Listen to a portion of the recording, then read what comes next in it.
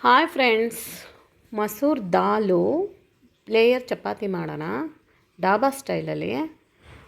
ಮಸೂರ್ ದಾಲ್ನ ಚೆನ್ನಾಗಿ ತೊಳ್ಕೊಂಡು ಸ್ವಲ್ಪ ಬೇಯಿಸೋಕ್ಕಿಡೋಣ. ಒಂದು ಪ್ಯಾನ್ ಇಟ್ಕೊಂಡು ಸ್ವಲ್ಪ ಆಯಿಲು, ತುಪ್ಪ, ಆನಿಯನು, ಹಸಿಮೆಣಸಿನ್ಕಾಯಿ, ಟೊಮೊಟೊ, ಅರಿಶಿನ ಪುಡಿ, ಹಚ್ಚ ಖಾರದ ಪುಡಿ, MTR ಗರಂ ಮಸಾಲ, ಉಪ್ಪು ಹಾಕಿ ಚೆನ್ನಾಗಿ ಫ್ರೈ ಮಾಡ್ಕೋಬೇಕು ಆಯಿಲಲ್ಲಿ.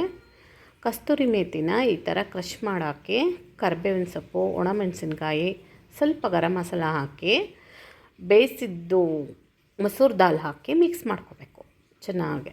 ಆಮೇಲೆ ಮುಚ್ಚಿಟ್ಟು ಒಂದು 5 ನಿಮಿಷ ಬೇಯಿಸಿ ಕೊತ್ತಂಬರಿ ಹಾಕಿ ಸರ್ವ್ ಮಾಡಿಕೊಂಡ್ರೆ ಡಾಬಾ ಸ್ಟೈಲಲ್ಲಿ ಮಸೂರ್ ದಾಲು ರೆಡಿ ಆಗುತ್ತೆ. ಲೇಯರ್ ಚಪಾತಿ ಮಾಡೋಕ್ಕೆ ಚಿಕ್ಕದಾಗಿ ಈ ಥರ ಲಟ್ಟಿಸ್ಕೊಂಬಿಟ್ಟು ಸ್ವಲ್ಪ ಆಯಿಲ್ ಹಚ್ಚಿ ಅದ್ರ ಮೇಲೆ ಹಿಟ್ಟು ಉದುರಿಸ್ಕೊಂಡು ಮತ್ತೆ ಮಡಚಿ ಆಯಿಲ್ ಹಚ್ಚಿ ಮತ್ತೆ ಮಡಚಿ ಈ ಥರ ಒತ್ಕೋಬೇಕು. ಟ್ರಯಾಂಗಲ್ ಶೇಪ್ ಬರುತ್ತದು ಚಪಾತಿ.